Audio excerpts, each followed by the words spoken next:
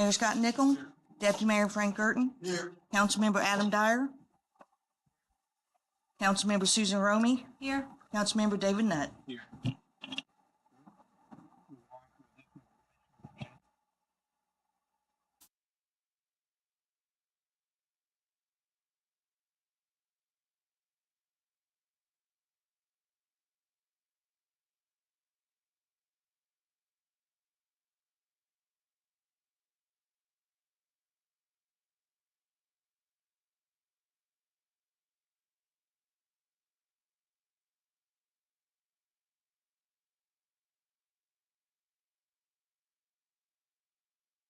Yes, Mr. Mayor, council members, just a brief housekeeping.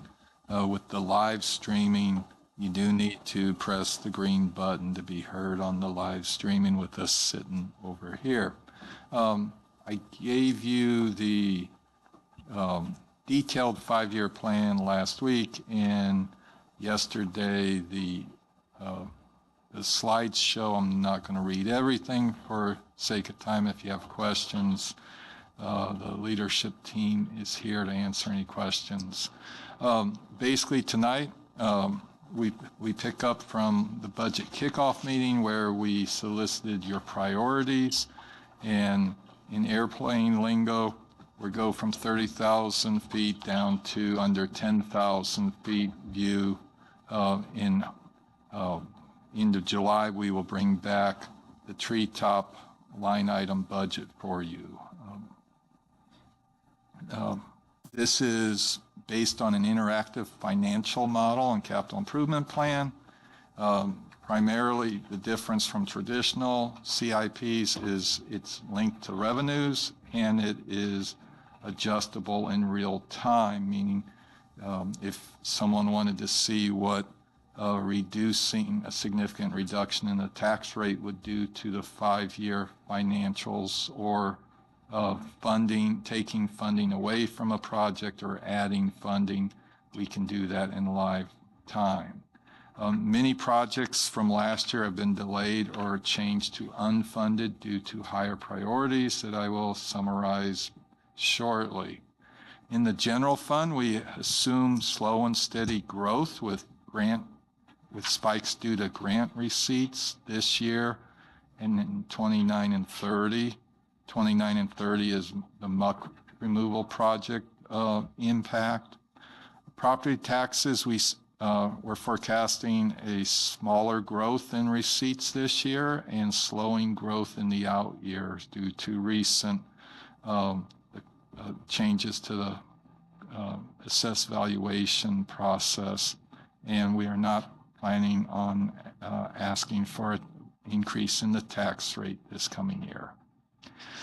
On the expenditure side, you can see the orange bar is personnel, and not surprisingly, that's our largest component. We are recommending a slowing of the annual growth in wages. The last 3 years, we had a combined 5% COLA and progression, sort of like a merit, but not based on performance. We're recommending 4.5% combined this year, 4.25% in 27, and then down to 4% in the out years. We're projecting 7.5% growth in employee insurance and modest growth in operating costs. New non-capital projects. This is based off of what you said were priorities individually at our last meeting. Councilmember Romey had requested communications position, so we have 8 months of that in the plan, with the remaining 4 months in fiscal year 27.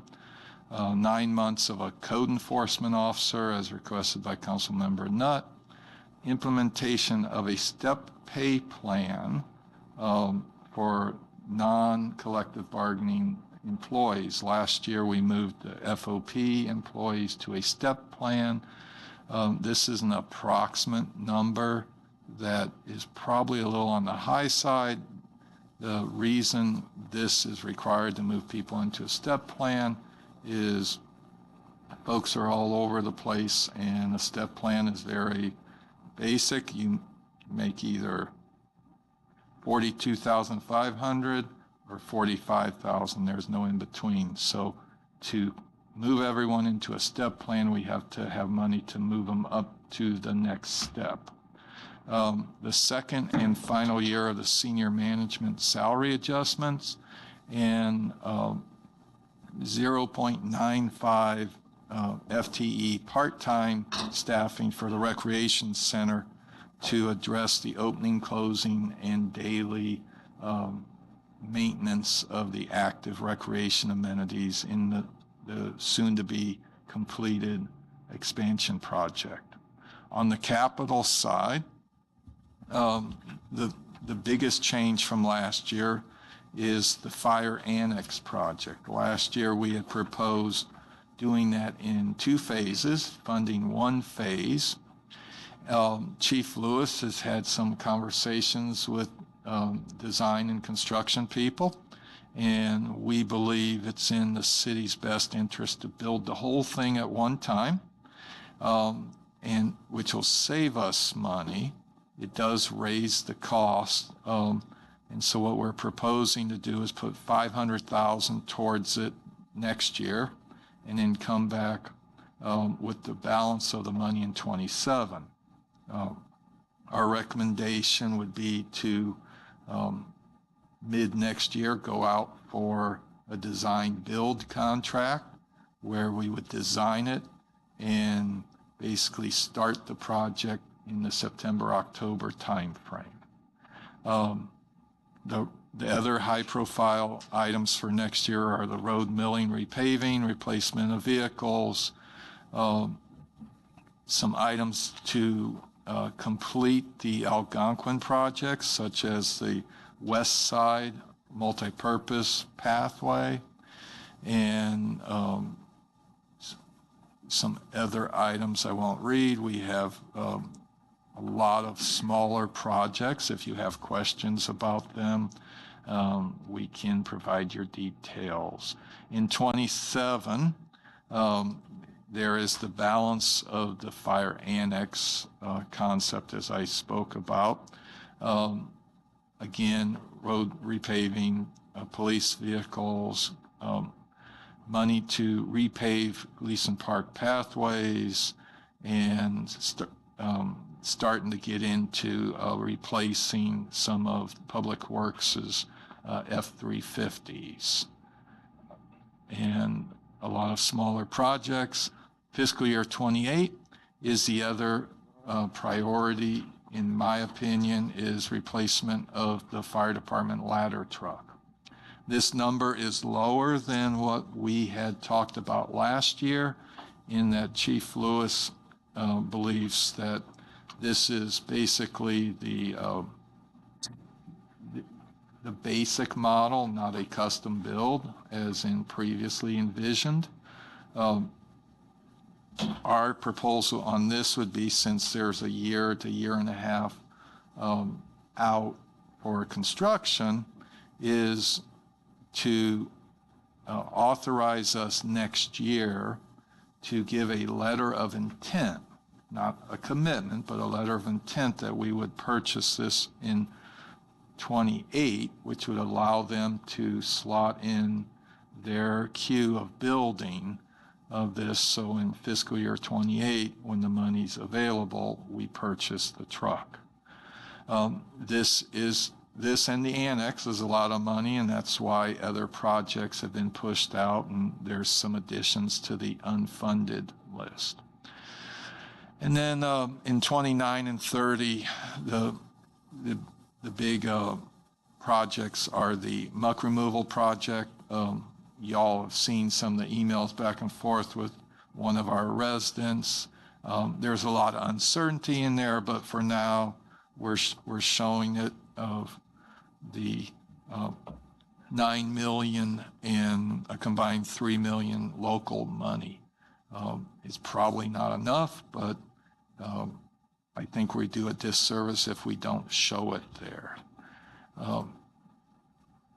and same thing in FY30.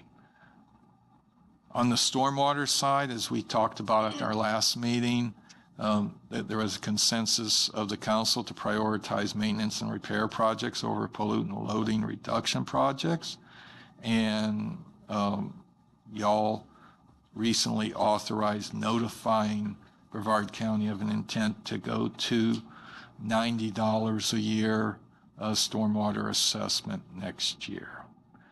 Some of the projects over the next 5 years is we have budgeted or projected $100,000 for CCTV inspection and slip lining of pipes, some money for design of future projects, completing the Big Muddy seawall replacement project in fiscal years 27 through 29, and having some money budgeted for the unexpected pipe repairs that we have been having, and we have plugged a couple $100,000 for the yet to be conceptually designed school road drainage repair project.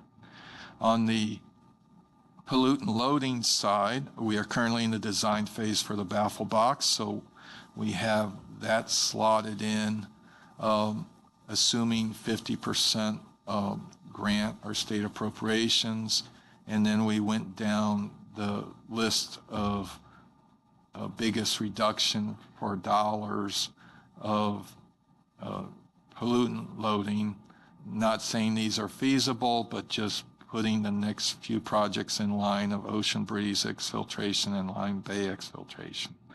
One of the things that Mr. Covert's working on is a dialogue with our stormwater consultant to not so much update the stormwater master plan that was done a few years ago, but help us go back in and re-examine the pollutant loading projects to help determine feasibility, since the Atlantic and Alhambra and Ronnie projects were all listed as exfiltration projects, and when we had money to do them, they all came back as not feasible because of the groundwater level.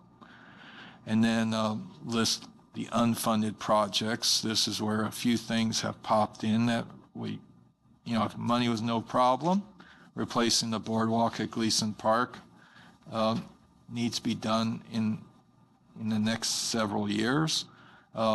New lights for the multi-purpose field. We anticipate there will be a demand to use that field after dark, but it's a big ticket. It's not as big as it could be because the expansion project is putting the conduit and the base is in. This is just basically the poles and the lights at the top. The rec center hall is in need of a modern renovation. Walking trail lights need to be replaced. The public works needs additional storage at Algonquin. And on the next slide, I missed it. The one thing that's not listed here that should be is the in-car cameras for the police department. We have the body-worn cameras shown as funded, but the in-car cameras, unfortunately, I had to list as unfunded to try to be fair to everyone and address needs. If y'all want to put that back in, my goal, I will not have a problem. My goal tonight was to give you a starting point and of 14 other stormwater master plan projects totaling $8 million. With that, dates coming up, we don't have a June 10th meeting, so the May 27th meeting will be the date that you authorize the mail-out notice for the stormwater assessment. And then in the second meeting in July, we'll adopt the tentative millage rate. You'll get the budget at the end of July, workshops In August, we adopt the stormwater assessment role in August, and then in September, on Wednesdays this year, we'll have our public hearing and readings of our budget document. With that, I always put Mike Conduff's quote. He was very influential in my career, a manager out in Texas. He said, staff deals with how things get done. Elected officials deal with what gets done.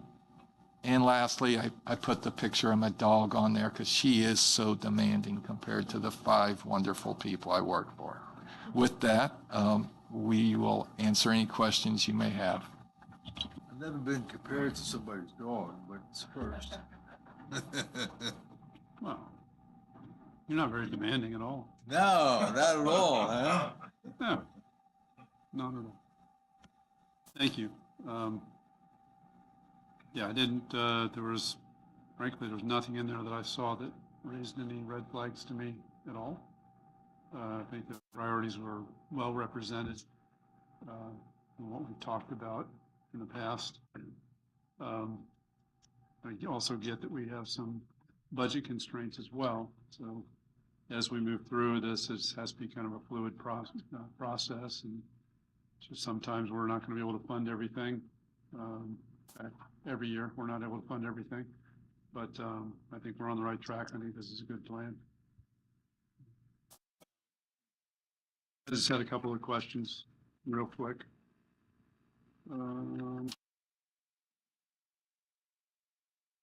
So the fire station annex, it's what I'm gleaning from this is that it's essentially a $2 million project roughly.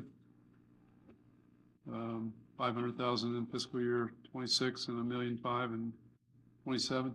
Yes, plus the 90,000 that would roll forward.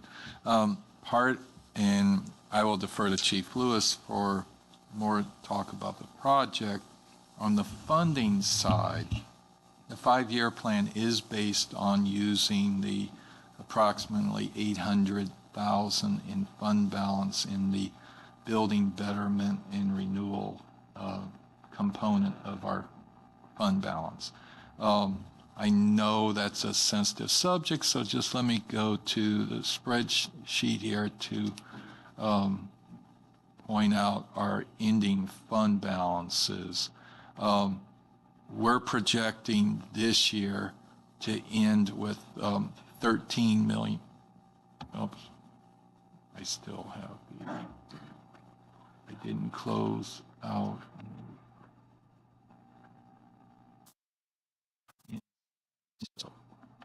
Okay.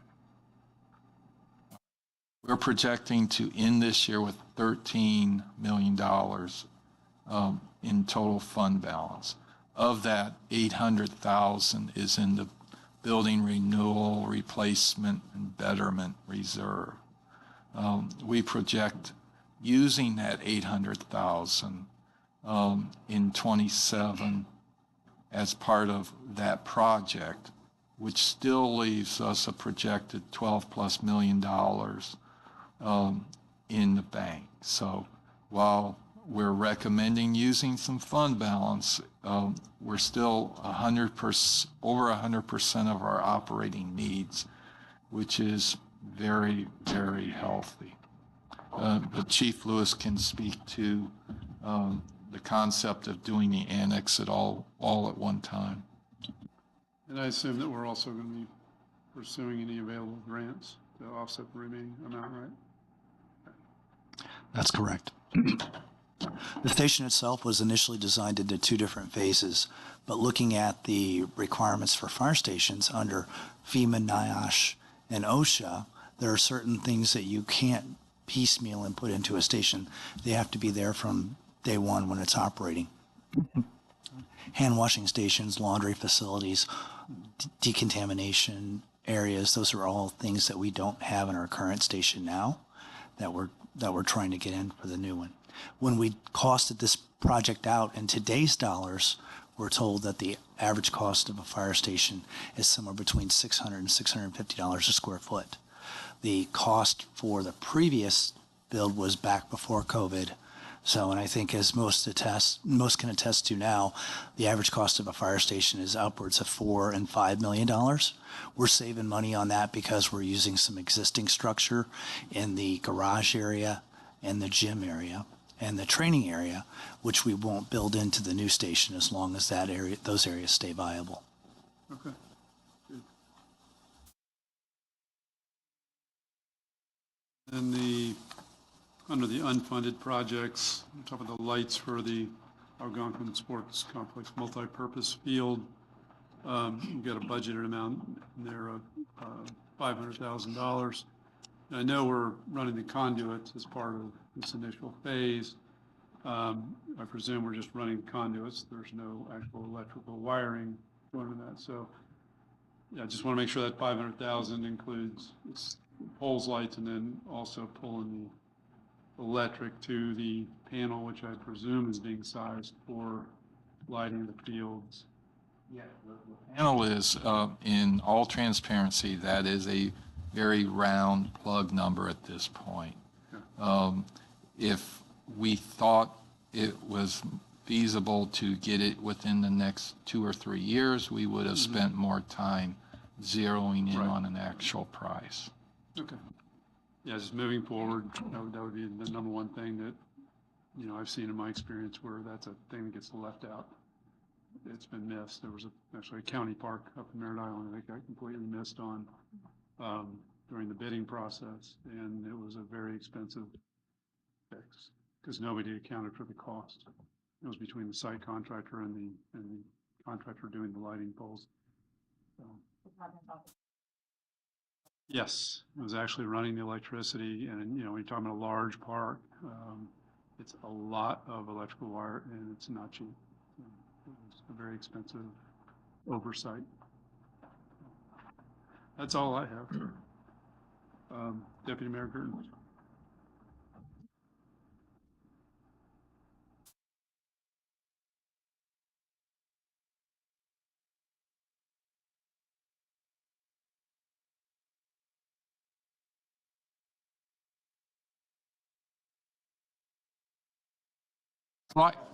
It's likely to be somebody from the outside. I never say never, but if you ask me right today, is there someone on staff with that skill set? I'm not aware of that person.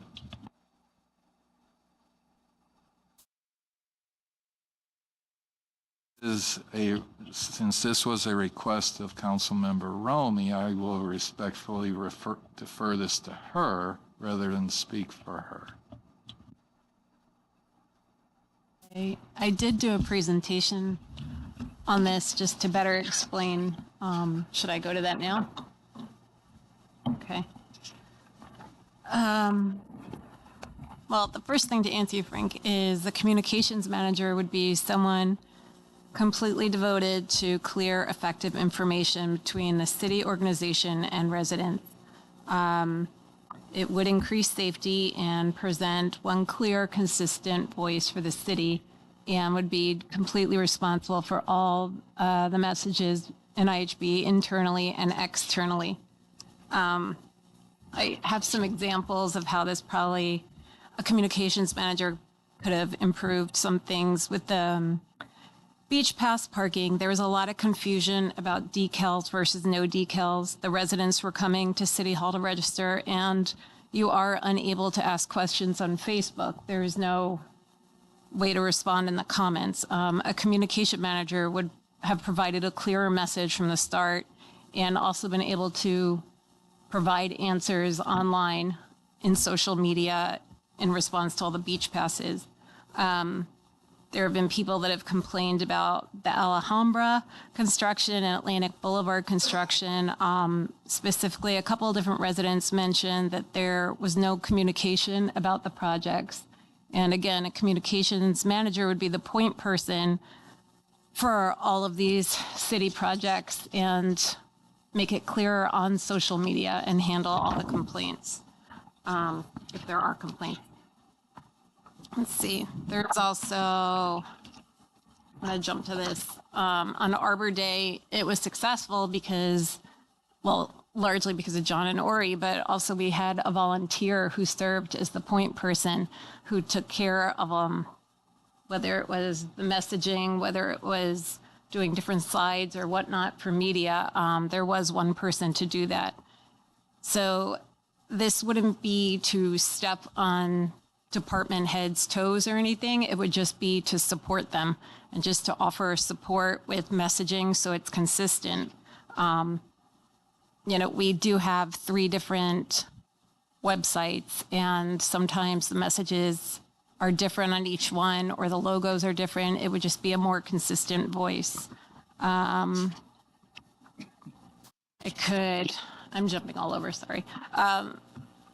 Adding a contact area on the website with an email and phone number for a communications manager, because right now you can't actually contact anyone through, unless it's a support or a complaint on the website. This person could do harbor highlights, make it more dynamic and timely. We could do a weekly email. I know we're going to be doing beachside chats. That would be something the communications manager would oversee. Attending city council meetings and disseminating the minutes to residents, coordinating messages on the digital marquee. Basically being a point person for all communications and just supporting the department heads, not stepping on toes and getting in the way, but having one clear message. Does that help, Frank? So they'll be interacting with the lead.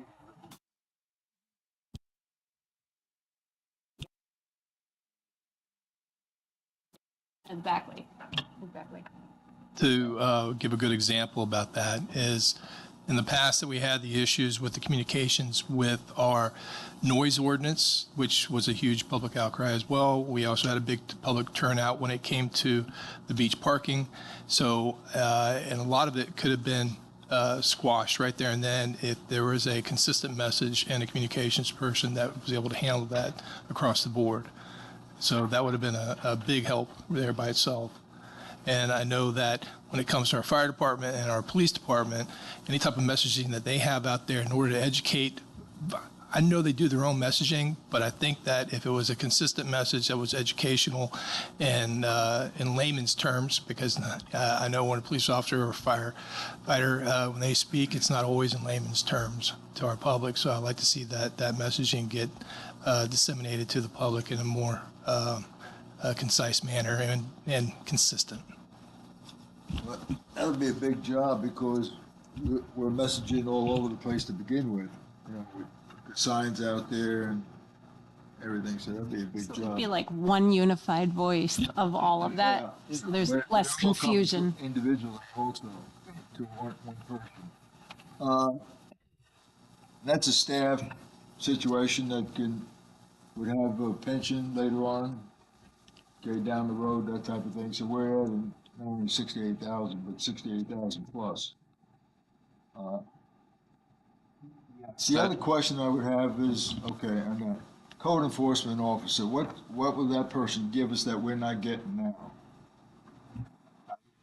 Respectfully refer that to Councilmember Nutt, who requested that position at the last meeting. So as you notice that when we had our issues when it came to the noise ordinance that we were trying to, in the past meetings, there's actually no real true enforcement. We were relying on the police department to do quite a bit of that. And that right there is time and money that came out of the budget from the police department, along with being able to stay consistent when our part-time code enforcement officer per se and fire marshal, when she is out there on one complaint, but there's inconsistency on keeping up with the gentleman down the street with the exact same violation of the code. So I think we need a full-time code enforcement officer in order to make sure that everything's fair across the board throughout the city, because there's quite a bit of looking the other way right now that we're just letting people get away with things they shouldn't be. We've dealt with the issues in the past when it came to having RVs parked in driveways for long periods of time, boats that are parked in the driveways that violate the ordinances. So we just don't have that enforcement on a regular basis as of now.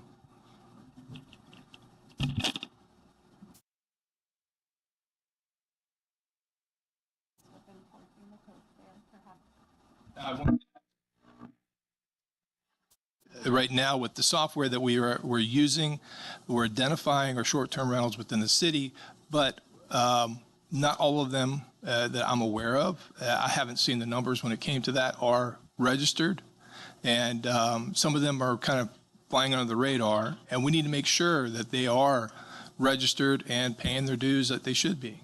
The short-term rentals is a big deal here in this city when it comes to how many we have. So we don't have the impact ability to constrain it like Satellite Beach did when they got grandfathered in. So we need to have something that's going to help us kind of control it in some manner. And I think code enforcement would be a big deal on that. The code enforcement is not going to react to parking spots and stuff like that. That'd be the police department. Correct.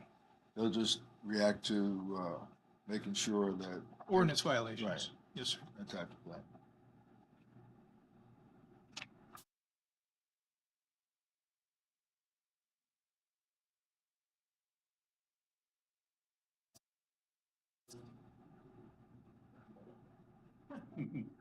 I support both of those as well. Communications officer typically, and also the single point of contact for news reporters, which would also free up,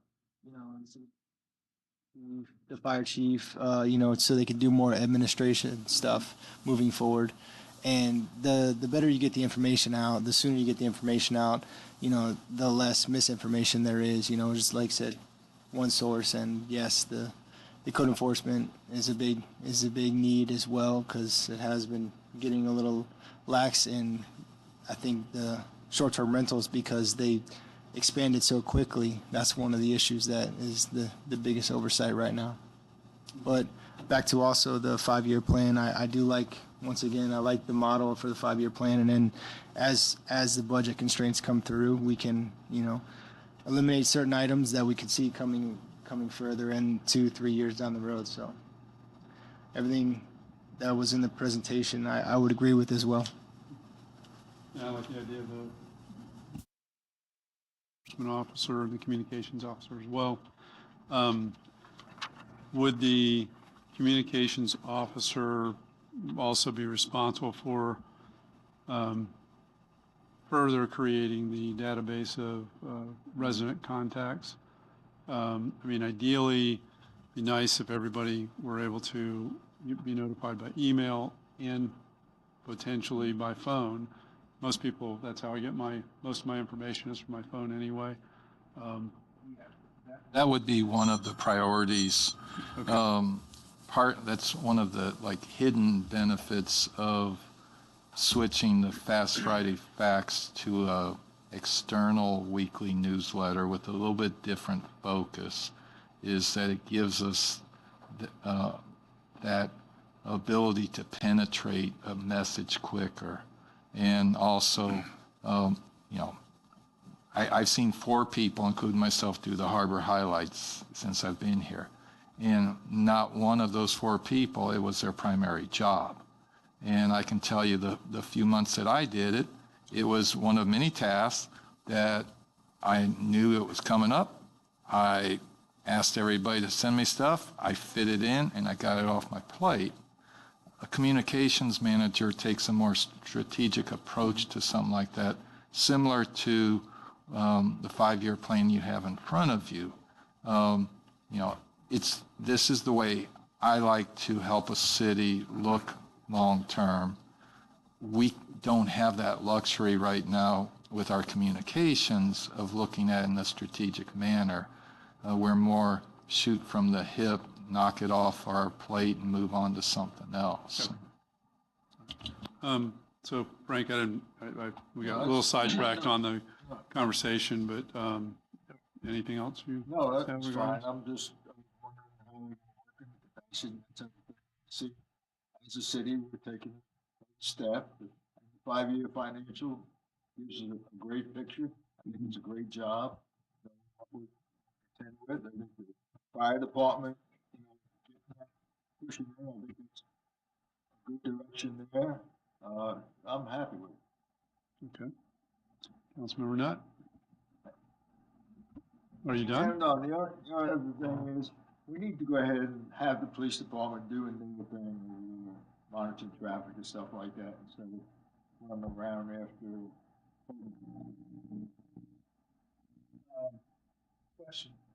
When it comes to the communications officer, how much of the time consumption that you have on a daily and a weekly basis that you're dealing with communications to the citizens already that this communications officer could alleviate from your schedule? Quite a bit? Because I see the emails that we get, that the council gets on a weekly basis, or when something comes up that you're dealing with directly, a communication officer probably could have dealt with. Is that correct?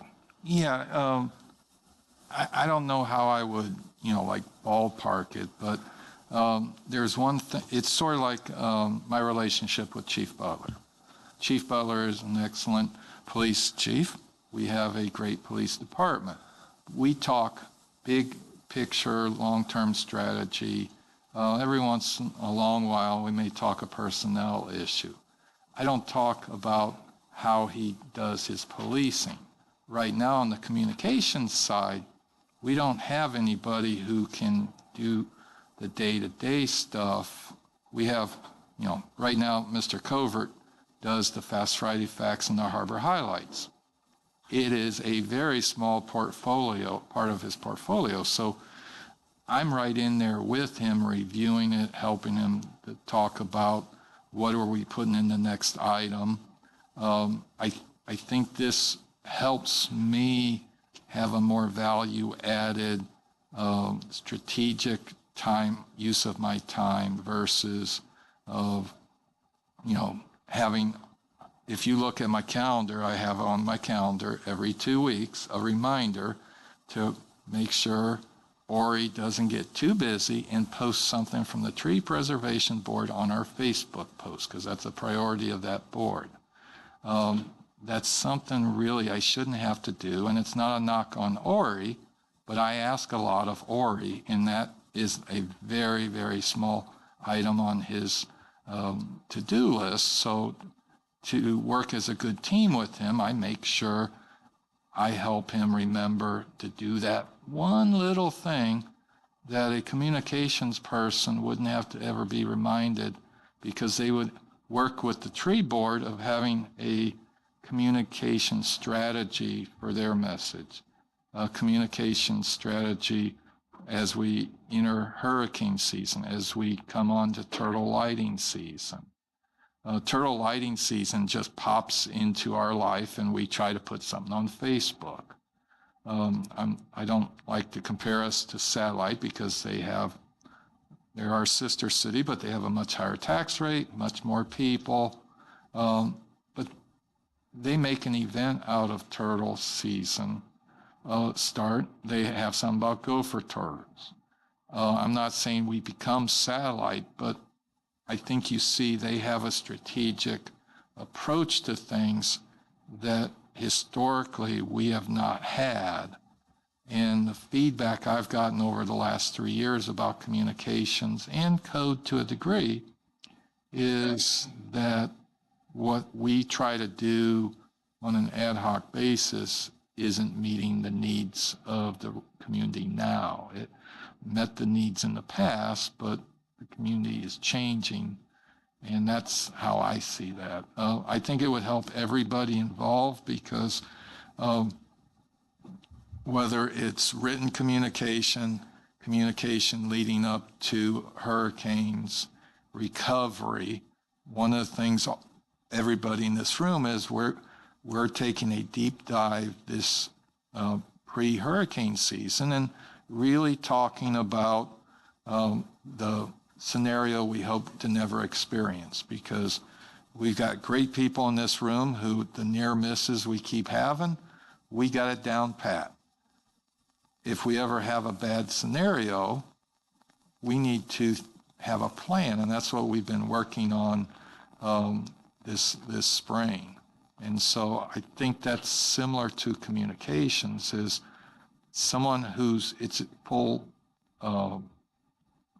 duty, and also someone who understands the different messages.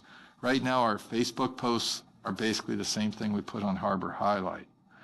I know enough about communications to be dangerous that the readership of Harbor Highlights is different from the folks on Facebook different from the folks who use Nextdoor, different from the folks who use Instagram.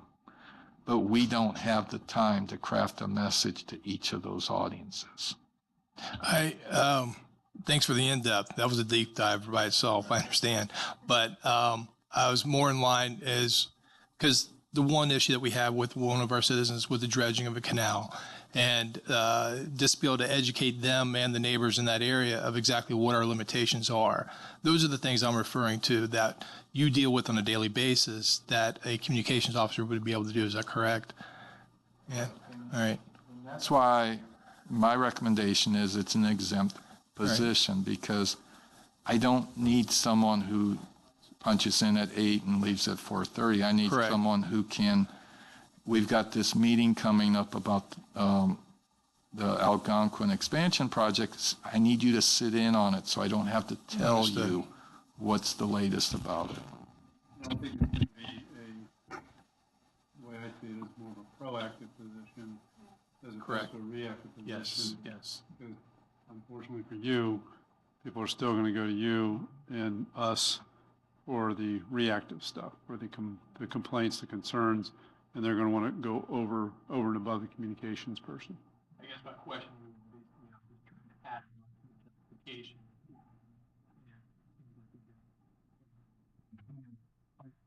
In my eyes, if we do a better job being proactive, we can cut down on the number of the reactives. Yep, exactly. Okay, is that it? Any more? Yeah.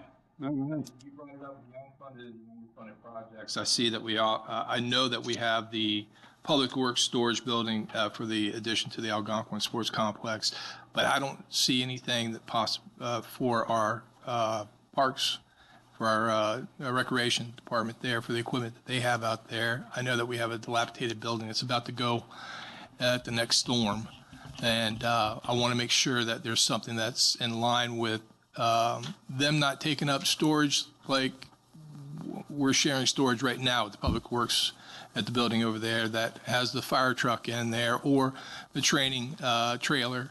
So I want to make sure that we have appropriate storage with the addition of that sports complex, especially for the rec department, because they're going to have additional equipment. So I want to know if we can make sure that we accommodate that. We're not going to be caught off guard. Because when the storms do come, it's a mad rush. You can correct me if I'm wrong, in order to get everything over there secured and put into a building or secured down to the fencing, whatever it may be. You're speaking of like the goals and stuff.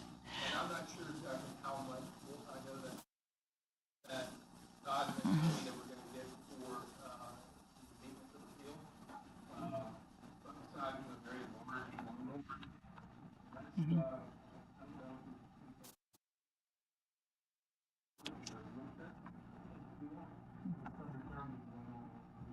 So, here we go. That's where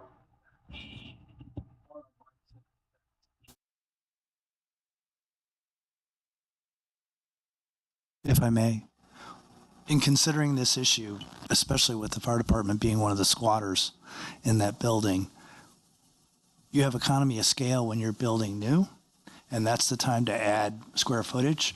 One of the things that we might be able to look at is when we're adding that annex on, if we add some storage to that building also, it would come in at a much lower cost than if we tried to do something standalone.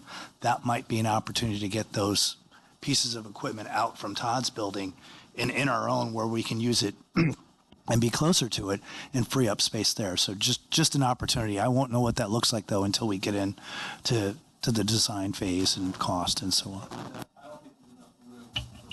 Is going to be needed, especially for you as well. I think if we were to look at options for a larger storage building that's adjacent to what we currently have out there, it could accommodate everybody. In fact, all three departments, as far as I'm concerned, if it's big enough.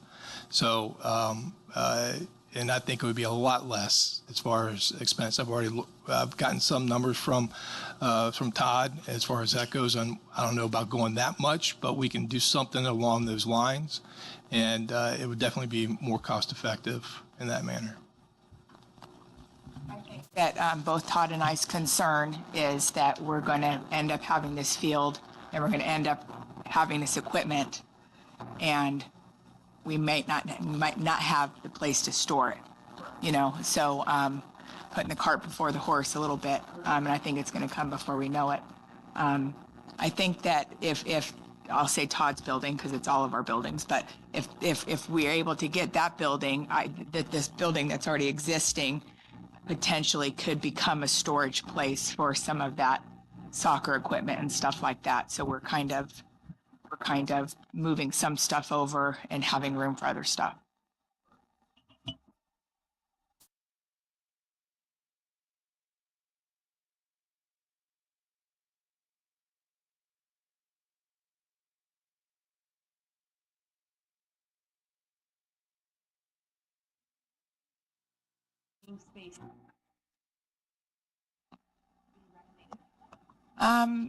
The police training room is what we call it still.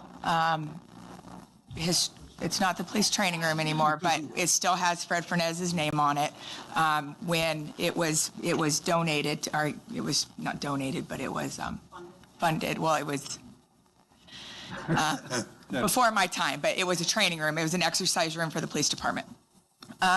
We moved that equipment, and now it's become a catch-all. At the time, we didn't have, obviously, a summer camp. Now it's a third room. It's a third room for summer camp. The church uses it for their church uses it for their kids' ministry. Yes. Yep. So it's a catch-all. You've been in there. So it's because it's bursting out of our seams. We've got storage in some areas. So the thought is where there's a cutout there, to build a faux wall so you can still have the storage, but then somebody can come and have a meeting in there, and it's not skews the this, the that, the 4 TVs, the kind of stuff, because we kind of throw everything in there. I guess the other question would be to Chief Butler, just asking the in-car cameras, whether different. So currently right now, we have in-car cameras, those are cameras that are inside the car that, as officers driving, traffic stop.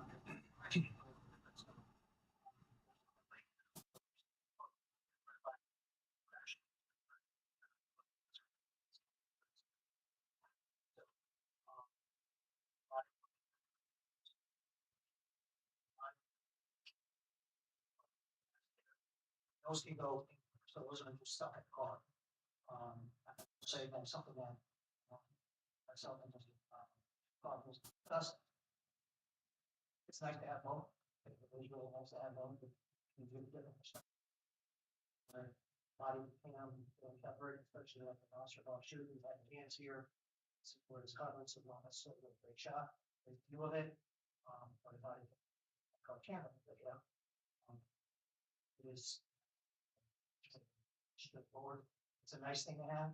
If you buy that phone. We understand we're losing some coverage. So it comes at a cost of $6.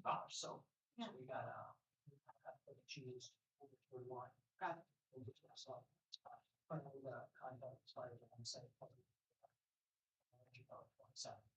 So everything's on a contract now, so 6 expires. I know the camera choose one of the economic spots to keep everything up running. But cameras are just fine. So that's Anything else? No. Councilmember Dyer, I know you said something. Go ahead. Okay. I'm sorry. Sure. Chief, can you explain to me where currently the boat for the police department is being stored at? Now, the dock that's being used for that, I thought that we're using somebody was donating their dock. Mm-hmm.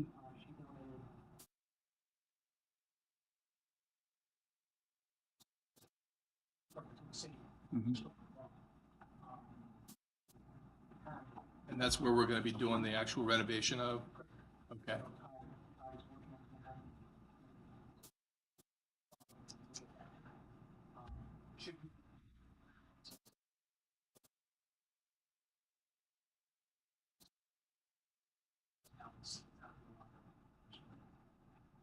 That's, so, and is that an asset, or is that, when they say donate, is it lending, or do we actually own this area?